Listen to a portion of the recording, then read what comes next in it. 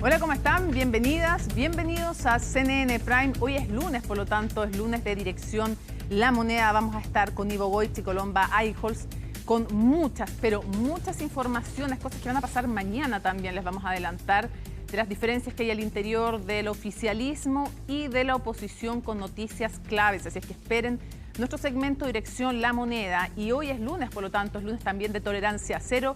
El invitado es Javier Macaya, senador de la UDI, muchísimo que conversar, mega reforma, diferencias con republicanos, con libertarios, en fin, mucho que conversar y que dar cuenta de la agenda noticiosa de esta semana con todo el panel de Tolerancia Cero, pero CNN Prime comienza con estos titulares.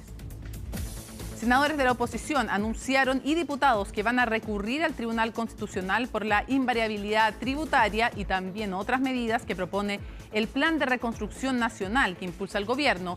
También señalaron que no habrá un acuerdo global con el oficialismo, sino solo focalizado en aspectos puntuales de la iniciativa que se tramita en el gobierno. En medio de las tensiones en el oficialismo, el presidente Kast recibirá este martes a parlamentarios del Partido Republicano en el Palacio de Cerro Castillo. La próxima semana va a hacer lo propio con Renovación Nacional. Desde La Moneda aseguraron que el diálogo ayuda a la acción del Ejecutivo, al mismo tiempo que valoraron el apoyo del Partido Nacional Libertario sin estar en el gobierno.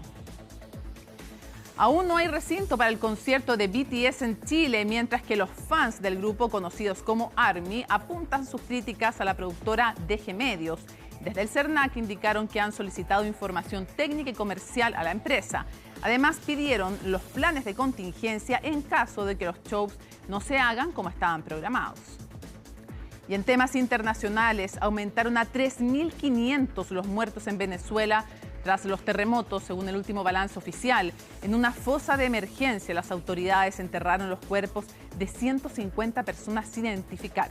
Todo esto y mucho más, aquí comienza CNN Prime.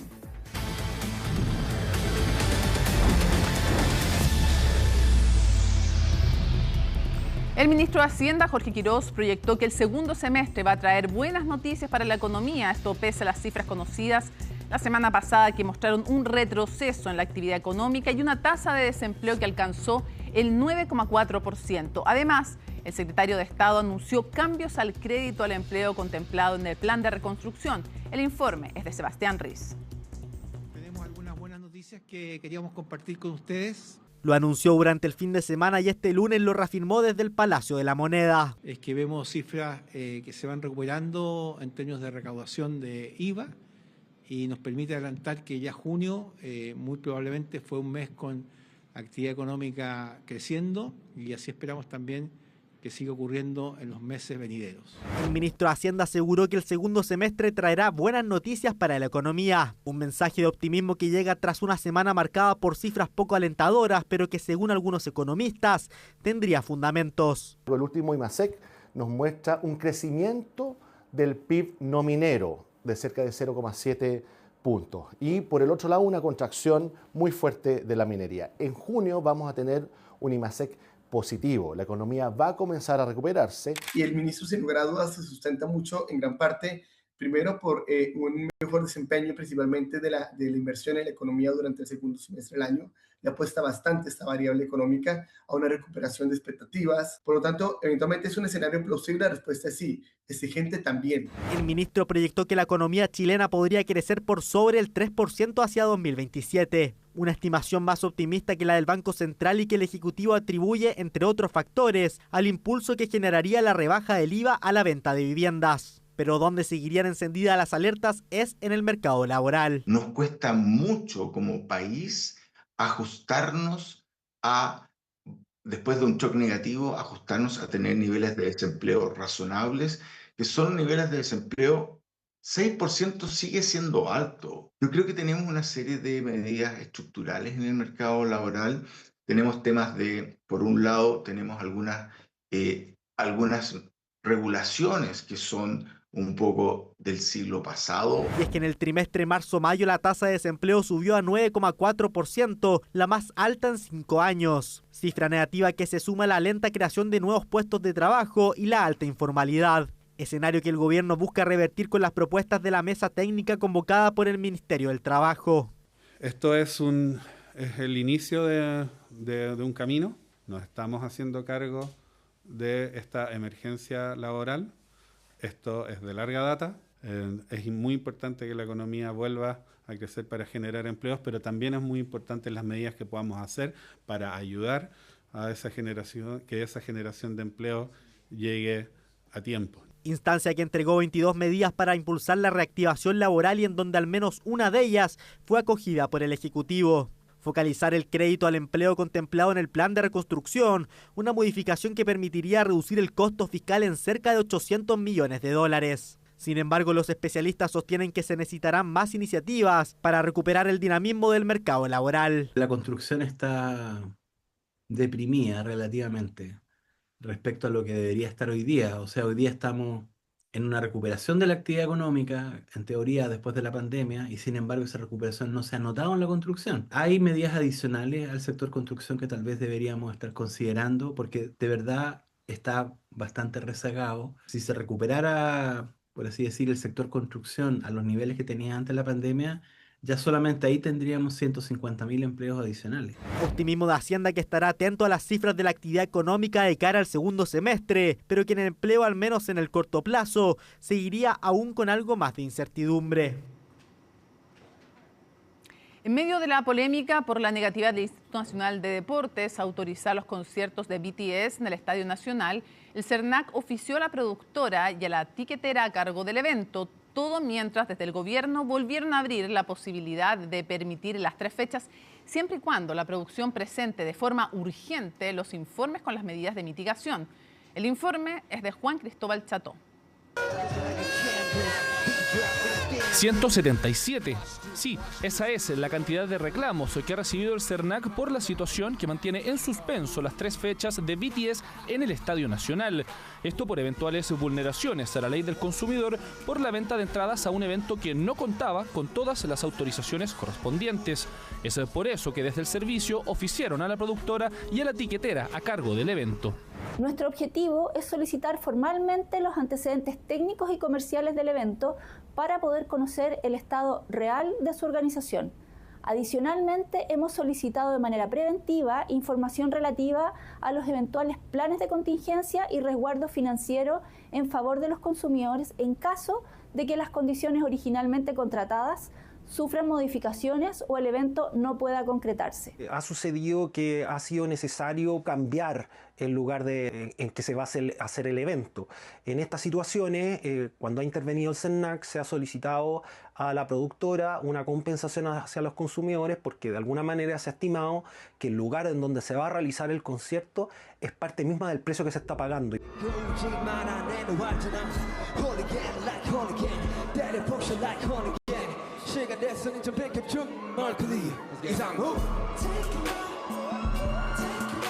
Cuando estalló la polémica y los cuestionamientos apuntaron al gobierno, desde el Ejecutivo afirmaron que la productora comenzó la venta de entradas antes de tener los permisos correspondientes, práctica que, según agrupaciones de consumidores, se ha vuelto común para este tipo de eventos. También desde estas instituciones apuntan a que hay un vacío legal que sería enmendado recién a fines de este año con la publicación de los reglamentos de la Ley de Seguridad Privada.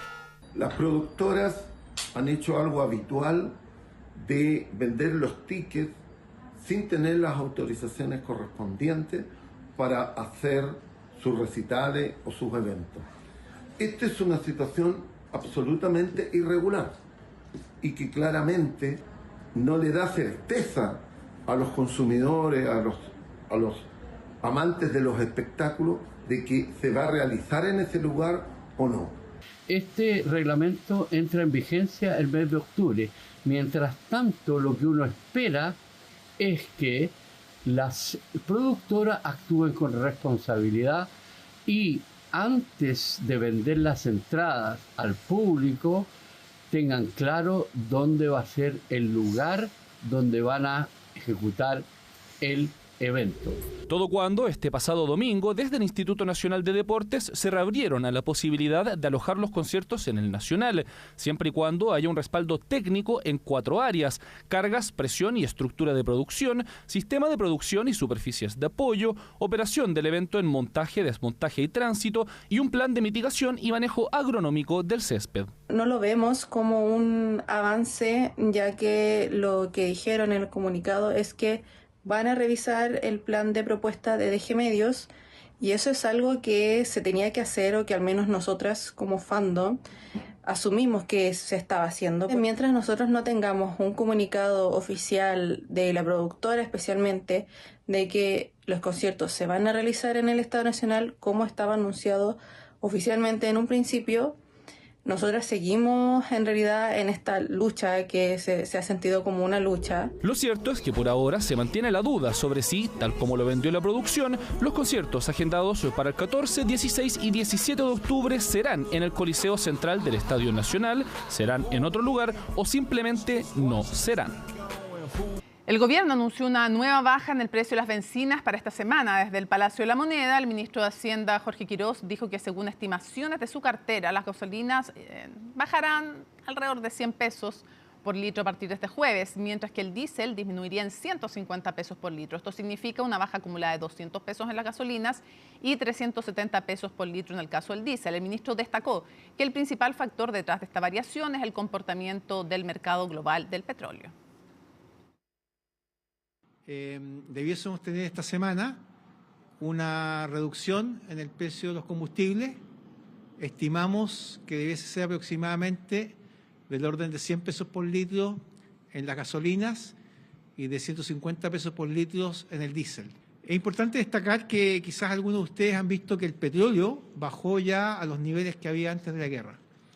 Y la pregunta es por qué la gasolina, si bien ha bajado significativamente respecto de las primeras alzas, ¿por qué no alcanza el nivel anterior? Y el motivo de eso es que para hacer gasolina el petróleo necesita ser refinado. Y las refinadoras del mundo están muy afectadas.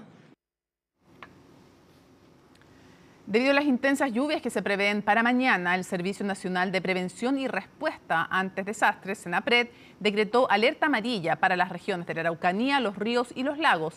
El organismo indicó que las precipitaciones entre 70 y 110 milímetros se van a registrar en un corto periodo.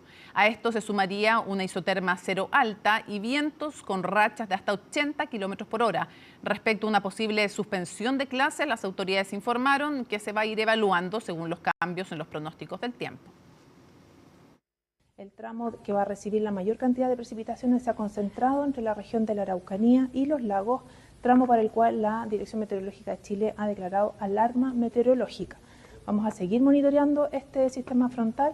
Las regiones están definiendo sus cursos de acción y los alertamientos correspondientes. Hacemos un llamado a la ciudadanía a mantenerse informados por canales oficiales, tener precaución frente a este pronóstico y hacer seguimiento de este a través de nuestras redes sociales. Hay un evento meteorológico, como ya se ha anunciado profusamente.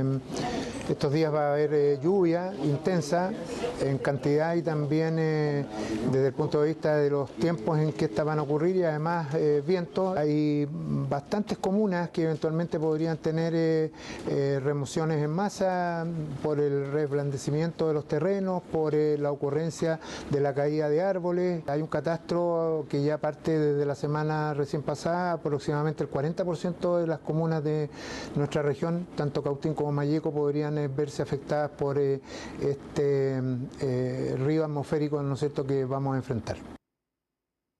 Se va a activar la alarma amarilla por un sistema frontal de vientos de normal a moderados que nos van a afectar, acompañado por intensas lluvias que podrían llegar hasta los 110 milímetros. Este nuevo frente podría venir asociado con algunos puntos de riesgo, ¿cierto? Anegamiento, remoción de masa, caída de árboles, cortes de ruta.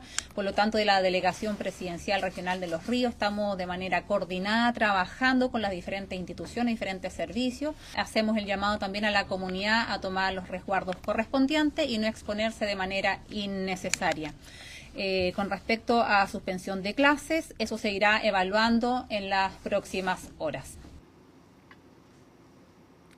¿Se imaginan poder explorar en terreno los ensayos, las investigaciones y las decisiones creativas detrás de las obras de teatro, pero antes de su estreno? Bueno, eso es posible gracias al ciclo Procesos Creativos del Centro de Estudios Públicos, una instancia que por segundo año abre al público una suerte de laboratorio de las artes escénicas chilenas. ¿De qué se trata? Bueno, Maite Fuentes nos cuenta. Que si eres una buena madre. No. Mierda. Mostrar el trabajo que hay detrás de un montaje teatral, eso es lo que busca Procesos Creativos, un ciclo del Centro de Estudios Públicos que permite a la audiencia adentrarse en cómo se cocina una pieza dramática, desde la lectura de los guiones hasta la puesta en escena. ¿Perdón? Es una instancia muy interesante para, primero que nada, juntarnos, que ya es algo que no sucede tan seguido en la vida de las personas, juntarse con gente que no conoce y más aún juntarse a pensar. Pensar en conjunto, poder observar cómo otros piensan y poder entregar algo de tu pensamiento también. Todos tenemos una biografía, una historia suficiente que nos permite proponer finales de historias o inicios o desarrollos. No es necesario ser un experto en teatro, es necesario solo estar vivo. Esta primera sesión del ciclo, Noguera realizó una lectura dramatizada de Antes de, una de sus obras que precisamente está en desarrollo y en la que los asistentes pudieron aportar en su construcción final. Este proyecto en realidad lo retomé por el llamado que me hicieron aquí al Centro de Estudios Públicos. Es una obra que empecé a escribir hace varios años y que en algún momento la retomé, luego la dejé, luego la retomé, la dejé y ahora con este llamado la volví a tomar porque es una muy buena oportunidad para hacerlo y con la ayuda de la gente que vea la lectura lo va a hacer más aún. Las conversaciones son moderadas por dos especialistas, quienes destacaron la importancia de instancias como esta, principalmente por la riqueza que aporta el trabajo colectivo y el acercar el proceso de dramaturgia a gente común. Para mí es súper importante e interesante que este ciclo pueda ser una vitrina para que gente que esté interesada en cómo llegó esa obra, porque el público generalmente va a ver una obra y dice, ¡oh, qué linda!, ¡oh, que me emocioné!, ¡oh, qué interesante lo que hicieron!, pero no tienen mucha... Y se preguntan, y se hacen la pregunta, ¿cómo lo habrán hecho? Oh, típico que se preguntan, ¿cómo el actor se aprende tanto texto, por ejemplo? ¿Ya?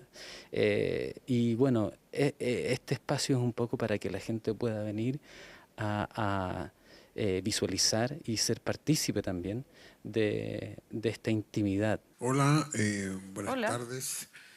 Bueno, muy interesante la dinámica creativa, excelente como siempre, Sharin. No, eso no. Esta es segunda vez que se realiza Procesos Creativos, con la idea de sumar la participación de más dramaturgos, directores y creadores de la escena teatral actual. Nunca he tratado de forma inapropiada a ninguno de mis pacientes. Claro, disculpe, no quise. Creo que es una experiencia única para las personas que no han participado de procesos teatrales o de creación, de entender también lo distinto que son los distintos procesos de las distintas compañías, los distintos dramaturgos, directores. Algunos trabajan más con los actores, otros más desde el texto. ¡Qué chucha! Para el 9 y 23 de julio se contará con las exposiciones de dos destacados de la escena dramática nacional, Luis Guenel y Cristian Plana, quienes explorarán en la investigación autobiográfica y la interpretación en vivo. Va a estar Luis Guenel con un colectivo bastante grande, porque Luis Guenel, aparte de ser director y gestor, trabaja con diseñadores, sonidistas, músicos, actores. Entonces vamos a poder mirar un proceso de artes escénicas que no es tan típico como quizás es una obra de teatro que está escrita. Va a estar Cristian Plana, que en mi opinión es uno de los directores más interesantes de su generación, que lleva muchos años trabajando. La conferencia espectácula con Marcial Tagle, que actuaba en la obra de teatro, y compartir con el público cómo fue el proceso de creación. Interesante. A mí me duele verla a usted. ¿A mí? Para participar en procesos creativos, solo se requiere de una inscripción previa que se puede realizar a través del sitio web oficial del Centro de Estudios Públicos, en la que también podrán encontrar la programación y otros eventos culturales.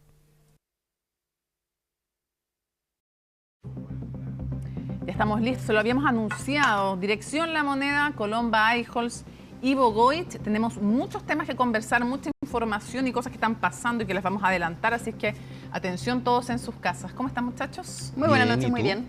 Comencemos, Colomba, con reconstrucción. ¿En qué está hoy ese tema que ha generado mucha discusión?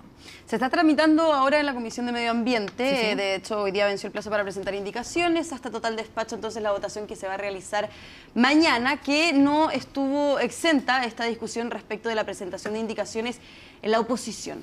Esto porque hoy día de la mañana... ¿Cuál era el acuerdo después de la reunión? Efectivamente. Hubo 2 mesas políticas la semana pasada, ¿no es cierto?, encabezadas y impulsadas por Paulina Núñez, la presidenta del Senado.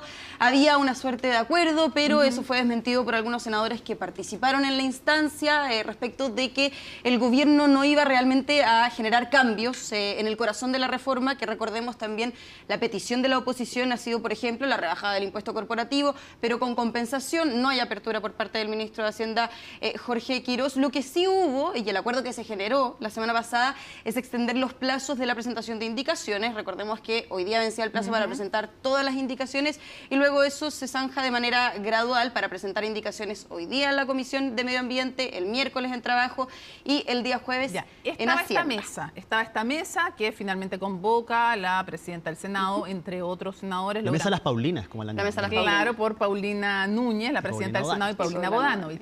Pero comienza, Colomba, y eso es lo interesante que la gente no sabe en sus casas, el ruido interno en la oposición. ¿Por qué? Parte este ruido interno en la oposición por la mesa de las Paulinas, porque la negociación que estaba llevando adelante la presidenta del Partido Socialista, Paulina Bodanovich, dicen fuentes ahí de la oposición, eran no transparentadas con el resto de los parlamentarios de los comités del Comité Unido y del Comité del Socialismo Democrático. Y sobre todo aquí hay una pugna al interior del Partido Socialista y hubo una molestia de la senadora Daniela Chiccardini. Pero esa molestia fue pública, no es que tú te estés imaginando. No, fue pública. ¿Por qué? Porque hubo una reunión hoy día en la mañana en donde en el Partido Socialista todos los presidentes de la oposición acuerdan 2 cosas. La primera, dicen, el jueves vamos a resolver si vamos al Tribunal Constitucional por específicamente invariabilidad tributaria y también con lo que son las compensaciones por revés en tribunales ambientales. El jueves iba a hacer eso. Después, lo otro que se zanja es que van a presentar un paquete de indicaciones como oposición y luego cada parlamentario puede presentar indicaciones en las comisiones respectivas, como eso también sucedió en la Cámara de Diputados. Posterior a eso, había una reunión, un almuerzo del Comité del Socialismo Democrático, conformado por el Partido Liberal, el Partido Socialista y el PPD en el excongreso aquí en la sede de Santiago, y esta reunión dura aproximadamente 1 hora y sale la senadora del Partido Socialista, Daniela Chiccardini, diciendo esto no es serio. Y esto no lo estamos imaginando, estábamos de hecho en un punto de prensa que tenemos el momento, para no relatarlo, estábamos en un punto de prensa del ministro Tomás Rau y se escucha este portazo que dio la senadora Chiccardini. Veamos. De las 52 horas pensando en buscar 40 las horas que se están trabajando. ¿Se nos puede decir la cara de... No, de sorprendido, así como... Sí. Voy a recrear. Súper poco serio. La cara del ministro del Trabajo. Sí. Esto era las salas que estaban pegadas, la 144, la 143. Tú tenías que hacer el justo portazo, sale el ministro. Para la próxima. Para la próxima, efecto especial. Pero justo sale el ministro y estaba en este punto de prensa y sale con este portazo, me parece muy poco serio, la senadora Daniela Chiccardini, en una reunión en donde no estaba el gobierno, no estaba el oficialismo, era una reunión del socialismo democrático. Entonces llamó la atención el por qué este enojo de la senadora Daniela Chiccardini. Lo que nos pudieron comentar también en la oposición es que hay un quiebre y una ruptura en términos de las posiciones que está tomando el Partido Socialista y el Comité del Socialismo Democrático con el plan de reconstrucción. Pero al interior entonces del Partido Socialista hay una pugna, como tú decías, con portazo incluido de la senadora Chiccardini. Con portazo incluido de la senadora Chiccardini, porque en el fondo la negociación que está llevando adelante el jefe del Comité de Parlamentarios del Socialismo Democrático, Juan Luis Castro, y también la senadora Paulina Bodanovich, dicen algunos parlamentarios de oposición, está haciendo puertas cerradas y que finalmente no se está transparentando esto con los colegas, los parlamentarios. Ya, pero además ellos no están dispuestos a transar con el gobierno. Ellos no están dispuestos a transar con el gobierno porque finalmente lo que también buscan los que están hoy día negociando, la mesa de las Paulinas, ¿no es cierto?, es ingresar indicaciones, por ejemplo, que puedan ayudar a las pymes, que sean acogidas por el gobierno, y el gobierno le dice, perfecto, usted ingresa esta indicación, yo dejo que la ingrese, pero usted apruébeme invariabilidad tributaria, por ejemplo. Ya eso no están dispuestos. Ya eso no están dispuestos. Y hay muchas voces en el Partido Socialista que no están dispuestas a hacer eso. Es que sería raro que estuvieran dispuestos, incluso si se rebaja de 25 a 20, como sugiere en la entrevista este fin de semana en La Tercera, el ministro Quirós. Sería bien difícil si es que después por 20 lo llevan al Tribunal Constitucional. De igual manera, como que no suena muy lógico. Ya, bueno, y suena menos lógico todavía porque después de esta reunión, después del portazo de la senadora Chicardini, sale Juan Luis Castro, sale Paulina Bodanovich y también Vlado Mirosevic, y en conjunto, como Comité del Socialismo Democrático, dicen, llegamos al acuerdo, vamos a recurrir al Tribunal Constitucional. Espérate, pero esto estuvo precedido por otra cosa. Estuvo precedido por los diputados del PS que anunciaron que iban a ir al Tribunal Constitucional. También. O sea, se súper desordenaron. Se súper desordenaron porque para presentar un requerimiento en el Tribunal Constitucional no pueden ser firmas de diputados y de senadores. Cada quórum es distinto. Es un cuarto el quórum que se solicita. Entonces, o sea, la cantidad de firmas. Más efectivamente. Entonces, en el caso de los senadores se requieren 13 firmas. El Comité del Socialismo Democrático tiene 12 senadores. Entonces, les falta uno. Y en el caso de los diputados se requieren 39 firmas de la Cámara de Diputados para eso, que obviamente no tiene la bancada del Partido Socialista. Entonces, pero podría tenerla si va al PC, si va también porque es en conjunto. Amplio. Ahora, lo importante más allá de tener o no las firmas es el mensaje que entregó el Partido Socialista. Primero también los senadores en anunciar esto porque lo antecede una reunión de toda la oposición en donde habían dicho como oposición en conjunto queremos decidir el día jueves con abogados constitucionalistas si finalmente vamos o no al Tribunal Constitucional. Oye, un desorden de la oposición. Y se adelanta. Y bueno, y lo califica también así Raúl Soto, también Álvaro Ortiz, el presidente de la Democracia Cristiana. Dicen, esto es un desorden que finalmente no saben si lo que estaba buscando el Partido Socialista era salir a la prensa, era ellos marcar la pauta, ¿no es cierto?, yendo o no al Tribunal Constitucional. Otros dicen que lo que buscaban los diputados del Partido Socialista podría haber sido finalmente tensionar y obligar al anuncio que se estaba postergando antes de que se llegara a más acuerdos. Antes de que se retirara la opción de ir al Tribunal Constitucional, exacto, porque también podríamos entender... que no se quedara sin piso esa opción. Claro, porque finalmente era una negociación que también se estaba conversando, la idea de, ok, como oposición yo no voy al Tribunal Constitucional, pero a cambio... Tú me das esto y esto. A ver, me parece en todo caso que la oposición, lo único que tenía seguro dentro de todo este proceso de negociación es ir al Tribunal Constitucional. O sea, eso queda, yo creo que completamente zanjado más allá del tiempo que estén ocupando en estas mesas técnicas, políticas, de poder... Ahora, ya perdieron una herramienta de negociación. Digamos, si la manija era... Si tú me das, yo no voy al TC, ya se perdió esa manija. Es que aparte han sido muy reiterativos en decir que no han conseguido nada, que no van a conseguir nada, que es un diálogo de sordos con el ministro Jorge Quirós. Yo pondría ojo, me dicen, el día de mañana, donde podría haber un anuncio importante como a modo de cierre de este trabajo que se ha realizado, que se intentó realizar con de manera transversal distintos senadores y también el ministro Jorge Quirós, diciendo como no llegamos a nada. Esto fue una pérdida de tiempo, acá no lo conseguimos absolutamente nada, podría romperse finalmente el espíritu de esta mesa.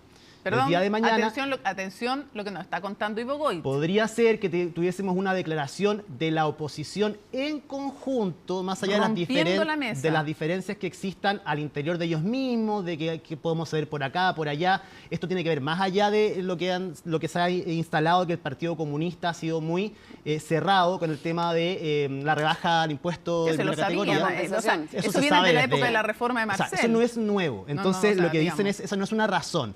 Lo que sí sería determinante en una decisión así es la entrevista que dio el ministro Jorge Quirós al diario La Tercera el día de ayer. Que eso ya termina por colmar, podríamos decir, a la oposición cualquier tipo de posibilidad de alcanzar un acuerdo. Porque básicamente dijo...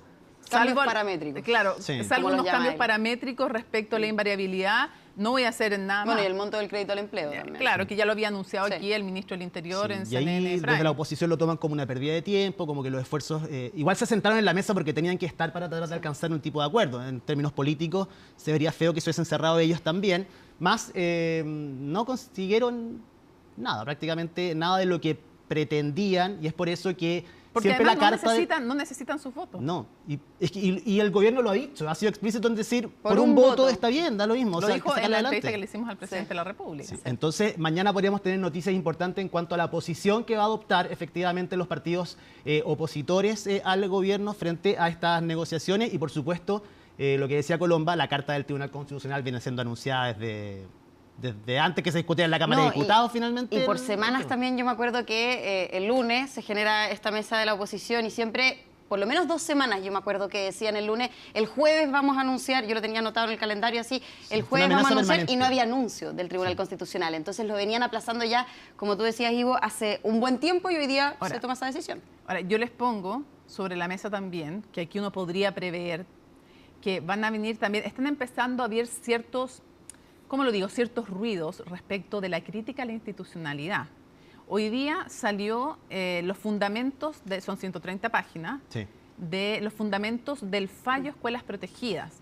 Ya la semana pasada, en Cómo te lo explico en el podcast que hacemos junto a Paula Catena, ya nos había dado algunas luces la presidenta hasta el 13 de julio, Daniela Marci, de los fundamentos, sin poder pronunciarse en profundidad respecto a ello. Nos había hablado de los derechos sociales, de lo complicado que era, por ejemplo, el tema de la gratuidad y condicionarlo a actitudes, en general lo dijo, de derechos sociales, condicionarlo a actitudes de ciudadanos. Es muy complejo, entre otros temas que nos adelantó. Pero yo creo que van a venir críticas, pueden venir críticas al Tribunal Constitucional, como la previa a esta presentación, a pesar de que en otro momento les gustó mucho cuando, digamos, inhabilitaron a la senadora Allende, pero... Y ya están viniendo críticas a otras instituciones como la Contraloría. A la Contraloría también el día de hoy, sí. Pero también, de todas maneras, claro, ha sido una herramienta que se ha utilizado ya en varios proyectos justamente por el pronunciamiento del Tribunal Constitucional por escuelas protegidas. Ya ha habido en diferentes discusiones la reserva de constitucionalidad. De hecho, hoy día... Para vándalos nos decía... Bueno, registro de vándalos, por ejemplo... Arturo Esquella, que estaban estudiando una reforma constitucional, algo que también esbozó el ministro del Interior para cambiar y habilitar reformas constitucionales para que ciertas iniciativas legales pudieran darse. Sí, el tema importante de lo que tú dices no es menor, el tema de este juicio a la institucionalidad, a ciertas instituciones, que ahora las vemos cruzadas, sí, porque antes unos criticaban al TC, otros criticaban a la Contraloría, ahora están invirtiendo al parecer estos roles, pero sí, no se ve bien que se estén enjuiciando a instituciones serias que hacen un trabajo serio. Las críticas son partisanas, dijo la presidenta del Tribunal Constitucional. O sea que esto se va a derivar en varias cosas más, así lo prevemos aquí en Dirección La Moneda. Ahora, trasladémonos un poco al oficialismo, Ivo Goitz, tema que tú también reporteaste porque están... Mira, es poco decir que las aguas están movidas. No, sí, y la última semana, sobre todo... coronó esta situación la acusación constitucional en contra del exministro Nicolás Grau, el fracaso que tuvieron quienes se la impulsaron en el Senado. Finalmente tuvo que intervenir el presidente José Antonio Kast, esto originalmente en un desayuno el día viernes, donde cita a los presidentes de los partidos oficialistas. Originalmente no iba a ser él quien iba a liderar esa reunión, iban a ser los ministros Alvarado y José García Ruminot. Pero el presidente desde Paraguay, en su última gira la semana pasada, decide él tomar las riendas, que era algo que se le había pedido por parte de los partidos oficialistas al gobierno, que liderara los procesos de coordinación ante la imposibilidad total de poder generar una coalición, una alianza de partidos, más allá de lo que esbozó el presidente José Antonio Kast desde Uruguay para el futuro. Lo cierto es que para él una de las máximas y cuál sería el principal logro de su gestión, uno de los principales logros de su gestión es poder entregarle la banda presidencial a alguien de su mismo sector. Ahora, es difícil sin una coalición de partidos y cómo están. ¿Cuál es el punto del día de hoy? Después del viernes se comienza a construir una especie de tregua entre los partidos de gobierno. De gobierno. Frágil. Así me preguntas a mí, Basta una entrevista de Romero. Es una tregua frágil que sabemos que se puede desarmar rápidamente. No es por autocitarnos como canal, pero lo dijo, Toto comenzó cuando dijo que eran aliados aquí en CNN Prime, dijo el diputado Romero que sus aliados naturales eran los libertarios. Y después lo dijo Arturo Esquella al día siguiente. Al día siguiente lo refrendó. Y ahora los libertarios adquirieron durante este fin de semana mayor notoriedad a través de una entrevista de Johannes Kaiser y una invitación que hace Luciano Cruzco, que es presidente de Bópoli, a que se decidan finalmente en el Partido Nacional Libertario acerca de si es que van a ser un partido de gobierno o una oposición amistosa, como la denominó Johannes Kaiser. ¿Cómo cayó esto? ¿Qué te dice tu reporteo? Dice que ellos están en una posición muy cómoda, la del Partido Nacional Libertario, de apoyar al gobierno y en ciertos proyectos, pero también criticar a Chile Vamos y a los republicanos no, pero a Chile Vamos en específico, que se han alineado con la izquierda en algunas votaciones, que hay cosas que no se están haciendo bien, incluso con frases bien altisonantes en esta entrevista por parte de Johannes Kaiser. Hay un juego, Mónica, si lo podemos poner como una especie de juego, liberando un poco esta discusión, de quién es más leal al presidente Kast. Desde RN, para ellos son los más leales del presidente Kast. Desde la UDI son los más leales del presidente Kast. Los más disidentes en todo Los caso. republicanos son los más leales con el presidente Kast. Y ahora los libertarios han dicho durante el día de hoy que ellos son el partido más leal y han sido el partido más leal al gobierno sin ser un partido de gobierno. A los principios del gobierno. Sí. Luciano Gurskoy, ¿qué es lo que dice? Que no se puede tener chicha y chancho a la vez directamente a Johannes Kaiser y los invita. Para el Partido Nacional Libertario es una línea que no van a cruzar, porque dicen que eso sería neutralizarnos. Lógico. Ahora, yo digo, sin temor a equivocarme, que mi reportero me dice que hay cero incomodidad en el Partido Republicano con la actuación de Kaiser y de Romero, en general del Partido Nacional Libertario, porque les permite de alguna manera por la derecha dar ciertas alertas y que impidan que el gobierno se desvíe de su programa, que podría hacerlo tal vez impulsado por Chile Vamos. Entonces ellos sin hacer nada tienen a quien. Pero los republicanos igual se han filtrado, bueno, lo hemos visto, los republicanos han sido probablemente el mayor dolor de cabeza del presidente Kast durante estos primeros 3 meses en cuanto a declaraciones y a no generar quizá un buen ambiente dentro de los partidos oficialistas. También dicho eso... Que la no molestia es de republicanos, no digo del gobierno, de republicanos. Dicho eso, ¿quiénes son el Partido Republicano del 2021 hoy día? El Partido Nacional Libertario. Los republicanos no pueden asumir ese mismo rol, entonces, como tú dices, les favorece también y les acomoda que exista ese Partido Republicano en el año 2021, pero en otro lugar. Otra cosa es si le acomoda o no al gobierno. Ahora, también se habla de dos almas al interior del Partido Republicano. La semana pasada, también cuando reporteaba esa discusión, me decían, claro, diferentes parlamentarios, que hay un alma, como por ejemplo el diputado Agustín Romero, que es un poco y tiende más a ser cercano con el Partido Nacional Libertario. No así quizás el presidente del Partido Republicano, Arturo Esquella, que es un poco más sensato, también cercano a Chile Vamos. Entonces se genera también... pero las dos almas. Pero Arturo Esquella ahí... fue el que criticó el segundo piso del presidente. Sí, Kast. bueno, también ha tenido. Oye, se nos va el tiempo volando y me gustaría cada uno con una pequeña perlita o reflexión final. Tú, Ivo, respecto de esta invitación que hace el presidente de la República por los 200 años de la institución de la presidencia. De la presidencia de la República. Sí, aparte es el Día de la Bandera, van a haber varias actividades durante el día jueves. Están convocados los expresidentes de la República. Ya confirmó Gabriel Boric, ya confirmó Eduardo Frei, en representación de la familia Piñera, Cecilia Morel y su hija Magdalena Piñera. Ricardo Lagos está fuera de la actividad pública, él no va a asistir. Y Michelle Bachelet, al menos hasta hoy en la mañana, ni siquiera había contestado la invitación que se habían enviado hace 2 semanas. Está difícil que vaya, no la apoyaron sí, está difícil. Para la desde ONU, su equipo dicen que tiene viajes relacionados con su candidatura. También pasó para el cambio de mando, que tampoco pudo ir por viajes relacionados con su candidatura. Para el 1 de junio. Para el 1 de junio. Para el cambio de mando. También. Sí. No, ahí tenemos varias ocasiones. Invitaciones donde ella no podía asistir por lo mismo.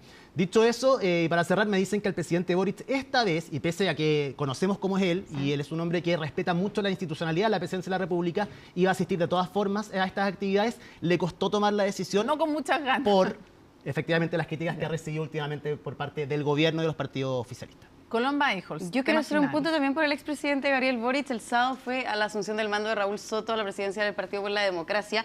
Y yo solamente quiero dejar esto como una señal que hay que ir pensando, conversando con los diferentes parlamentarios, porque también, como estábamos hablando de las coaliciones en la derecha, creo que también es importante hablar de una eventual coalición en la izquierda, en donde a mí por lo menos me dicen el PPD, el socialismo democrático, no todos están muy contentos con acercarse tanto al Frente Amplio y al Partido Comunista. Ahora, dicen que se han juntado también por las reformas que ha presentado el gobierno y que, de hecho, José Antonio Kast ha sido el principal unificador de la oposición, por lo menos ahora con el plan de reconstrucción, pero yo, como dicen también ahora los políticos tan de moda, la dejo ahí porque es un tema...